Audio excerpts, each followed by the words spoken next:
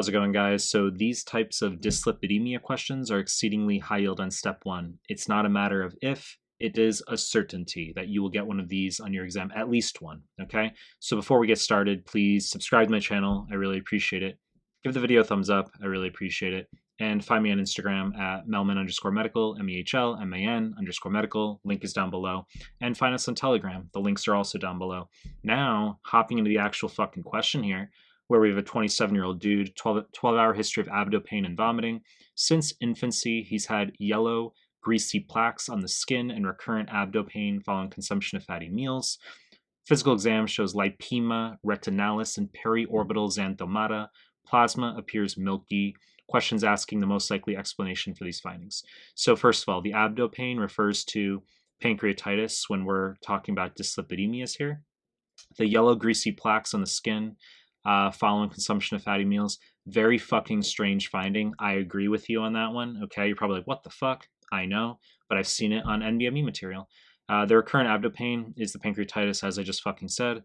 And then the lipema retinalis, very sophisticated way of just saying that there's lipid seen in the eye. Okay, so it tends to be a circular white area around the iris. All right.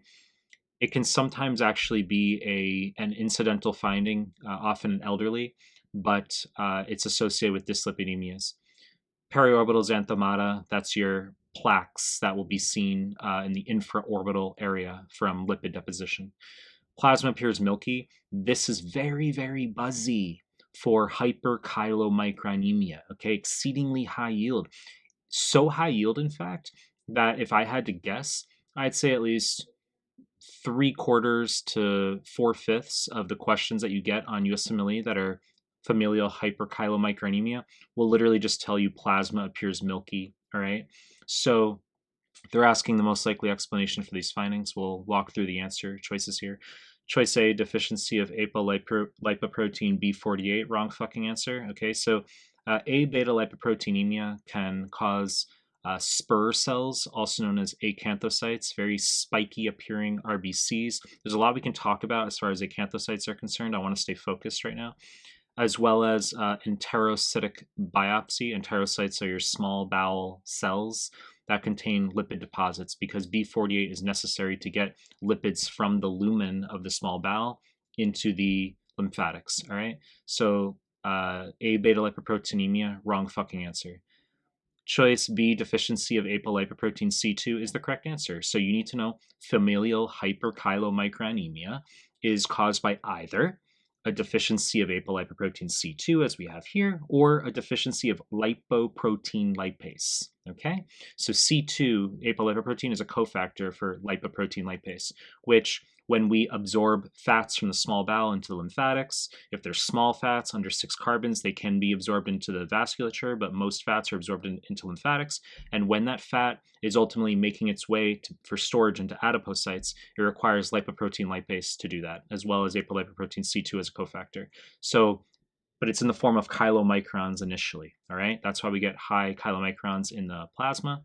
And the vignette can also say there's high triglycerides or high serum lipase. I've seen those findings in NBME questions. So you say high triglycerides, isn't that hypertriglyceridemia? Yeah, but if they tell you plasma appears milky and they also say high serum lipase levels, it's still hyperchylomicronemia. That's why we're doing this, to increase your score.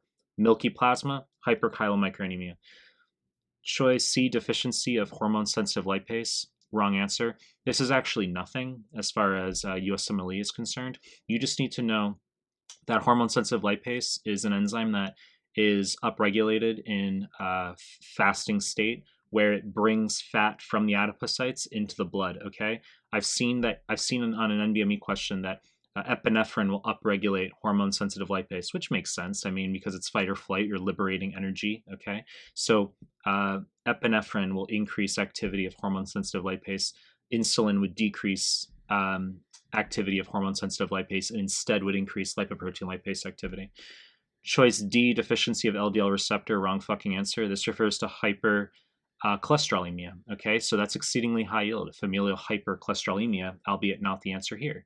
So Patients who have deficiency of LDL receptor will have high serum LDL, often 300s, 400s. If they have absence of LDL receptor, homozygous, very fucking rare, they can have cholesterol between 700 to 1,000. Okay, a lot we can talk about as far as hypercholesterolemia is concerned, but deficiency of LDL receptor, autosomal dominant. Okay, heart attack in the 30s, and of course for homozygous in teenage years. Choice E, increased hepatic production of VLDL. Wrong answer. This is for familial hypertriglyceridemia. Okay, so if they told you high TGAs, they don't say anything about milky plasma here, and they say cholesterol levels are normal, and that's it. Okay, then our answer is merely increased hepatic production of VLDL. So in quick recapitulation here, okay, increased hepatic production of VLDL, answer hypertriglyceridemia. Deficiency of LDL receptor, hypercholesterolemia. And then deficiency of apolipoprotein C2 or lipoprotein lipase, hyperchylomicronemia. Those are the three major dyslipidemias you need to know for USMLE. You know the deal. I'm going to continue making more content. If you like my stuff, subscribe my channel. And I appreciate your time. That's it.